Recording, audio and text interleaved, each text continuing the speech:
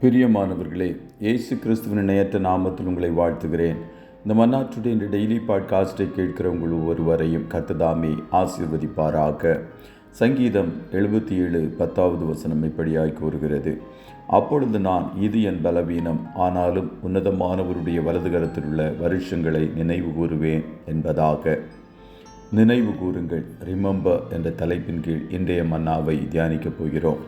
தாவீதும் ஆசாப்பும் பாடல்களை ஏற்றுகிறவர்களாகவும் இசைக்கருவிகளை வாசிக்கிறவர்களாகவும் காணப்பட்டார்கள். சங்கீத புஸ்தகத்தில் ஆசாப்பின் சங்கீதங்கள் 12 காணப்படுகிறது. அவன் குமாரர்களும் கூட ஆராதனை நடத்துகிறவர்களாகவும் நல்ல பாடகர்களாகவும் இசைக்கருவிகளை வாசிக்கிறவர்களாகவும் பாடல்களை ஏற்றுகிற கவிஞர்களாகவும் தீர்க்கதரிசிகளாகவும் காணப்பட்டார்கள். ஆசாப்பின் ஆவிக்குரிய பிள்ளைகளை இந்நாட்களிலும் திரளாய் சபைகளில் பார்க்க முடிகிறது. அவர்கள் பாடுகிறவர்களாகவும் இசைக்கருவிகளை வாசிக்கிறவர்களாகவும் மட்டும் இருந்தால் போதாது, தீர்க்கதரிசிகளாயும் எழும்ப வேண்டும். ஆசாப் தன்னுடைய தாளந்துகள் யாரிடத்திலிருந்து வந்தது என்பதை அறிந்திருந்தான். ஆகையால் அவைகளை தந்த ஆண்டவரை தன்னுடைய தாளந்துகளால் மகிமைப்படுத்தினார். இந்த குறிப்பிட்ட சங்கீதத்தில் ஆசாப்பின் இருதயம் கலங்கி போய் காணப்படுகிறது.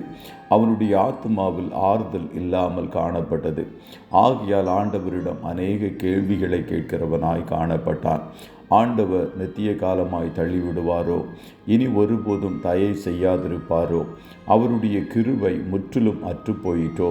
வாக்குத்தத்தமானது தலைமுறை தலைமுறைக்கும் ஒளிந்து போயிட்டோ?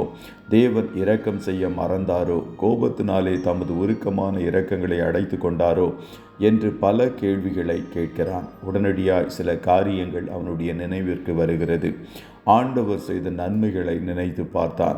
உடனே அவனுடைய பலவீனமே கர்த்தரிடத்தில் கேள்விகளை கேட்க வைத்தது என்பதை புரிந்து கொண்டு, உன்னதமானவருடைய வலதுகரத்தில் உள்ள வருஷங்களை நினைவு கூறுவேன், கர்த்தருடைய செயல்களை நினைவு கூறுவேன், உம்முடைய பூர்வ காலத்து அதிசயங்களையே நினைவு கூறுவேன், உம்முடைய கிரியைகளை எல்லாம் தியானித்து உம்முடைய செயல்களை யோசிப்பேன் என்றான். கர்த்தருடைய பிள்ளைகளே, உங்களுடைய வாழ்க்கையில் கடினமான சூழ்நிலைகள் வரும்போது ஆண்டவரிடம் கேள்விகள் கேட்காதிருங்கள். யோபு பாடுகள் வழியாய் கடந்து சென்ற வேளையில் அநேக கேள்விகளை ஆண்டவரிடம் கேட்டான்.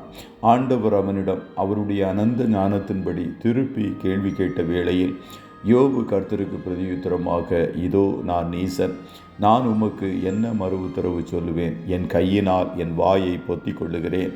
நான் 2 தரம் பேசினேன், இனி நான் பிரதியுத்தரம் கொடாமலும் பேசாமலும் இருப்பேன் என்று கூறினான். சில நேரங்களில் கர்த்தர் நம்முடைய வாழ்க்கையில் செய்கிற காரியங்களை நாம் உடனடியாக புரிந்து கொள்ள முடியாது. ஆனால் நாளானது அந்த காரியங்களை விளங்கச் செய்யும்.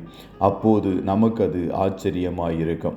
ஆண்டவரிடத்தில் கேள்வி கேட்பதற்கு பதிலாக உன்னதமானவர் அவருடைய வல்லமையுள்ள கரத்தினால் உங்கள் வாழ்க்கையில் இதுவரை செய்த நன்மைகளை நினைவு கூறுங்கள். இதுவரை நன்மை செய்தவர் இனிமேலும் செய்வார் என்று விசுவாசியுங்கள். கர்த்தருடைய செயல்களையும் அதிசயங்களையும் நினைவு கூறுங்கள். பூர்வ காலத்தில் நம் முற்பிதாக்களுடைய வாழ்க்கையில் செய்த அதிசயங்களை நினைவு கூறுங்கள். அவருடைய கிரியைகளையும் செயல்களையும் தியானம் பண்ணி யோசனை செய்யுங்கள். அவைகள் உங்களுக்குள் நம்பிக்கையை உண்டாக்கும். அப்போது உங்கள் சோர்வுகள் உங்களை விட்டு விலகிவிடும். கர்த்தர் உங்கள் ஒவ்வொருவரையும் ஆசீர்வதிப்பாராக. ஜெபம் செய்வோமா? நல்ல தகப்பனே, உம்மை நன்றியோடு துதிக்கிறோம். இந்த மன்னாற்றுடைய டெய்லி பாட்காஸ்டை கேட்கிற உம்முடைய பிள்ளைகள் ஒவ்வொருவரையும் கர்த்தர் ஆசீர்வதிப்பீராக. ஆண்டவரே, உன்னதமானவருடைய வலது கரத்தில் உள்ள வருஷங்களை நாங்கள் நினைவு கூர்ந்து நீர் எங்கள் வாழ்க்கையில் செய்த எல்லா நன்மைகளையும் நினைக்கிற ஒரு இருதயத்தை கர்த்தர் நீர் எங்களுக்குள்ளாய் உருவாக்குவீராக. இன்றைய தினம் உம்முடைய பிள்ளைகளோடு கர்த்தருடைய பிரசன்னம் இருப்பதாக. நீர் உம்முடைய பிள்ளைகள் ஒவ்வொருவரையும் ஆளுகை செய்யும் என்று சொல்லி செபிக்கிறோம். கையிடுகிற எல்லா வேலைகளிலும் ஆசீர்வாதங்களை, காரிய சித்தியை கர்த்தர் நீர் கொடுப்பீராக.